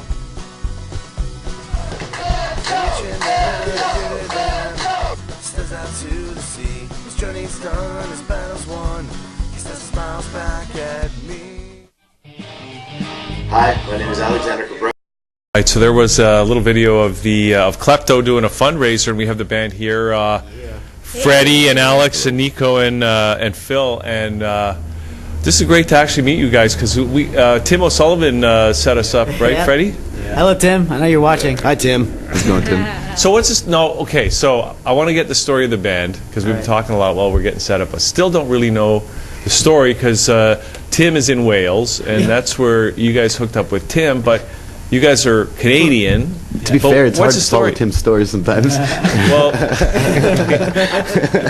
I want to find out how you guys actually hooked up with him in the first place. But what's the story of the band? Like, where does it begin? Well, yeah, we started the band in Saudi Arabia. That's where we met when we were kids. What, all four of you? All four of us, yeah. Were living in Saudi Arabia? Yeah, our parents used to work there, so we moved. Nick and Alex moved from Canada, and Freddie and I moved from Cyprus to Saudi. And it was just a side, high school type of band that we started. Wow. And then- It's okay to start a rock band in Saudi Arabia. No, it's not. No, you It's not can't. really. that was the. I mean, it's okay to hide one in your you can hide compound. it. Yeah. we were expats, so we would live in like walls, Compounds. neighborhoods with walls around it, compounds. So Okay. you could do whatever you wanted in there, really. But even though Publicly, you're not allowed Yeah. to, do that kind of thing because it gathers people together and they, mingle. And that's a you don't sin. Want that. yeah, and music is also sinful. Yeah. So the band's actually started in Saudi Arabia, and then Yeah. did you guys, as a band, move to Canada, or what It happened ended there? up being that way. Yeah, in Saudi, you can't really stay in Saudi after high school if you're a Westerner. So when me and Alex finished high school, They're the oldest. Yeah, we're the oldest, so we had to go back home or whatever. So they came back to Canada, and Freddie and I were brothers. We immigrated to Canada with the family, just like the next step. Well, what happened? Like, we ended up in the same high school because I was living in Canada. I had left Saudi Arabia, and I went back to visit. And we ended up jamming one day because I guess like the lead guitar player was gone, and we decided that we would be the band. And but it just worked out really well because you were going to university, right? And we ended up him and my sister ended up in the same university. So we all just ended up going to the same city. We went to Ottawa, the three of us. Yeah. Freddie and I went to the same high school. And then Alex moved back to Montreal. Just moved the whole thing over. So it seems like almost like a weird, like Synchronicity. it's just almost by accident Yeah. that you guys found yourselves all together in almost. Canada. Yeah, it was. We didn't know that we would be so close to each other, but we knew that we were going to keep the band going in never North stopped the America, band sort idea. of. When we realized Yeah. that we had that option, we went for it. Yeah, it was the basis of everything. We just surrounded everything with So it. you guys are really solid in Saudi then. Well, it was like We our were first- a high school just band. started, I was in grade 6 when we played a few parties and stuff. Still learning how to play our many shows. instruments. I didn't even play bass. I was forced to play bass. I was the youngest one, and they forced me to play bass. It's what we did when me and Phil were hanging out, basically. That's how all bass players get Yeah. started. Yeah, I Ready? think so. I think so. They get bumped down from guitar. Okay.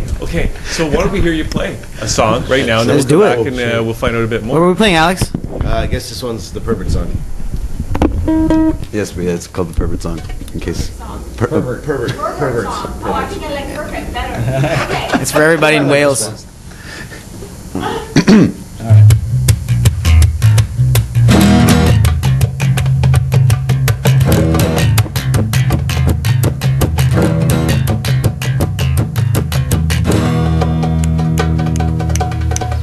Do you ever think about what could have been? You'd open up the door and let me in. Do you think about it? Do you think about it? Oh baby, let me tell you my secret. I've got one hand on the phone, one in my pocket. So talk to me in your sexy voice while I'm sitting here and playing with my boys. Little boys. Little boys. Little boys. Now I'm coming over to your house, better gifts. Oh baby, can I have a kiss? Can I get a kiss? Can I get a kiss? Can I get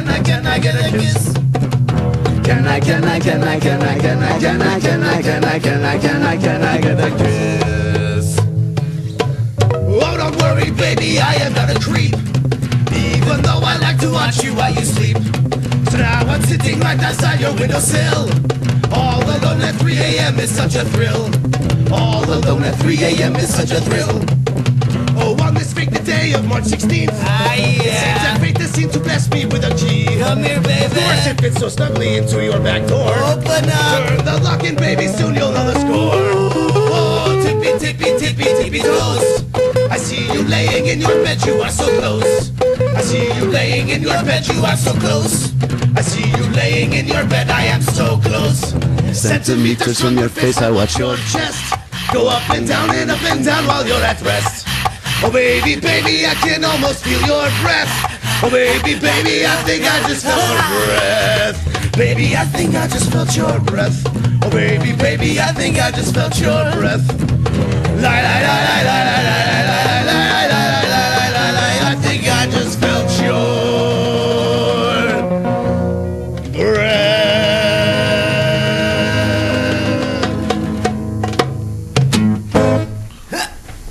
Wow. Oh my God, I was laughing the entire time. Oh my God. And the biggest fan is Elvis, the dog. Sorry, dude. Oh my God, there's a beautiful dog. And every time, Freddie, when you sang, because he's yours, oh my God, he wanted so bad to get in there. Well, he started singing too. Yes, he did. He's actually a really good part of your He's like, you guys could have done that much better. That's what he said. Come on. I'm disappointed. I'm not going to get any good dog food with this performance. Oh my God, what an amazing energy you guys have. So much fun. I bet you, oh wow. What? Elvis, what's going on? I bet you guys, do you want to speak? He smells the mic. I bet you guys have some great interaction with your audience, eh? Yeah, You guys are we try to. performing- A lot of the shows is mostly about that. Yeah. We usually have a drum set and distortion, and it's like extra loud, and people are dancing. But we do this set as well, yeah. You guys have so much fun. Yeah, definitely. That's what it's about. Yeah. So now you just came back from Europe. How long were you there for, and how far did you travel? We were How in far Europe did you for go? 6 months. Yeah. We did 9 UK, countries. Yeah, 9 countries. 9 Yeah. total. Yeah. We did the UK. We did Holland. We did Belgium. We did Germany. We did Hungary. Serbia, Greece, Cyprus, Switzerland. and Switzerland. That was it. And then we came back. And the funny part is we showed up in Europe and In Wales. we had I guess we showed up in England and all we had were 2 shows booked and just barely enough money to buy all the equipment, and we were pretty much flat broke after that. Yeah. But we still managed to do all. So what happens from something like that? People hear you and invite you to play somewhere else, and so on and so on. Pretty Is that much how it each show leads to the next one, and we keep emailing constantly. And On the road, we keep trying to get shows as It's we go. We had our nonstop. path that we wanted to go and get shows, but I mean, by the time we were on the plane flying over, we didn't have enough shows, but Didn't that was work the plan, out. so we went anyway.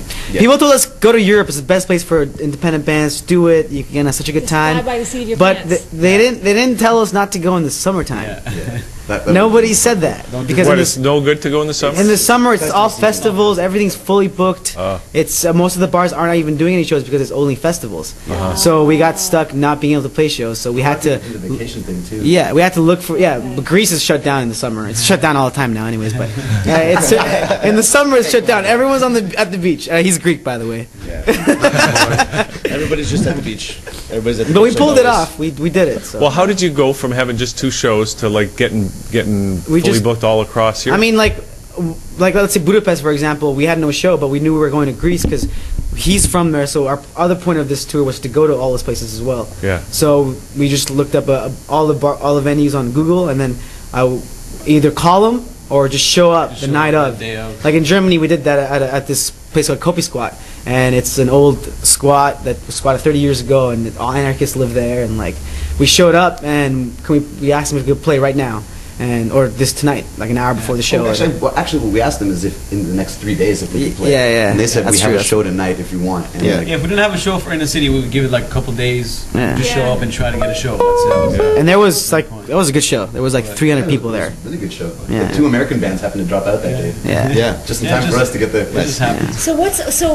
So these people have not even heard you before. You haven't Some sent people them any know. kind of package. So what's their response to you? Well, what happened is we did Europe first round when we first got there, and then we ended up doing all those places we played again on the way back. Yeah. Because they And wanted more. us to come back and more. And more.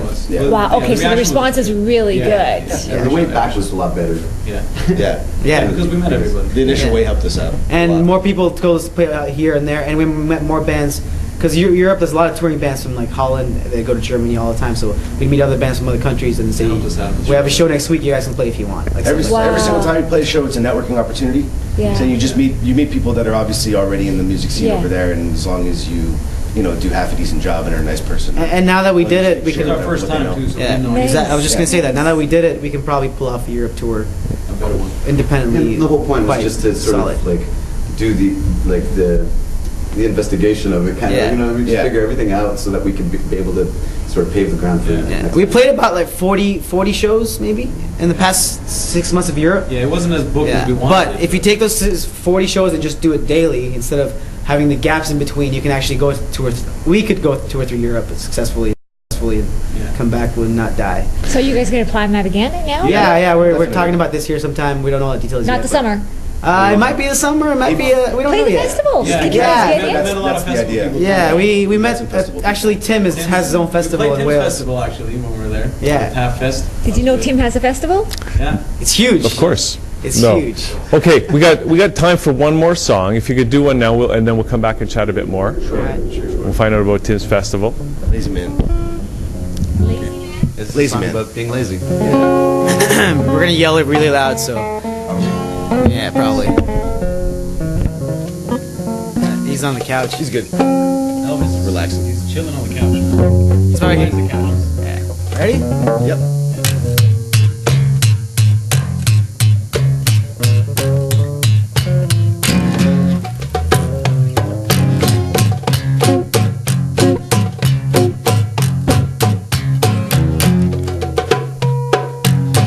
Peanut butter on a slice. Wall of stars on my bed sheets. Wouldn't want this feeling to end. Now it's here, but soon it ends. Careful what you do, the cameras are rolling.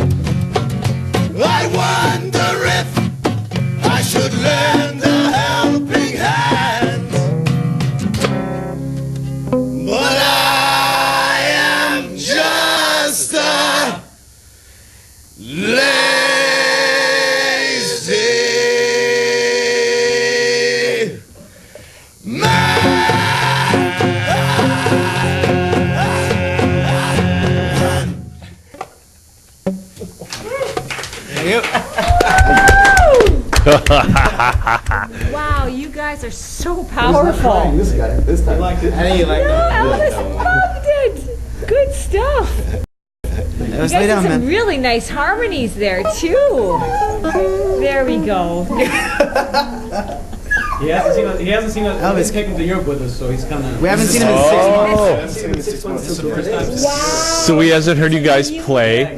Does he always react like that? Like when you guys are playing, he wants to join in. I don't know what he wants. Comes up next He's to really, us, he's just confused now because we're back. Oh yeah. We just bought a new yeah. van and we just got, he just smelled it today. Oh. Anthony, can you grab the dog, please? Thank you. This is my brother Adonis.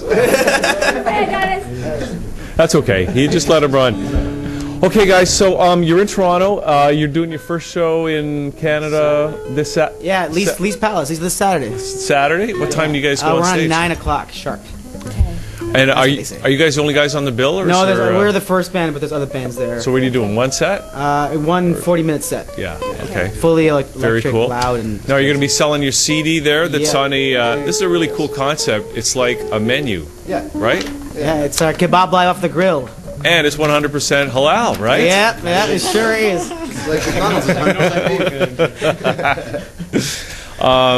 Are you going to have the CD available for people Yeah, at we'll have all Lee's CDs Palace? also. Yeah, we have our other albums for sale as well. Okay, and then what? You're back in Canada. You're doing Lee's Palace. Then what are you going to You do? doing cross Canada tour? We have It's the start of our North America tour. Actually, it's Toronto on Saturday, and then Montreal on Monday at Cafe Chaos, and then on the 8th of February is Mavericks in Ottawa, which is it used to be our hometown, so it's.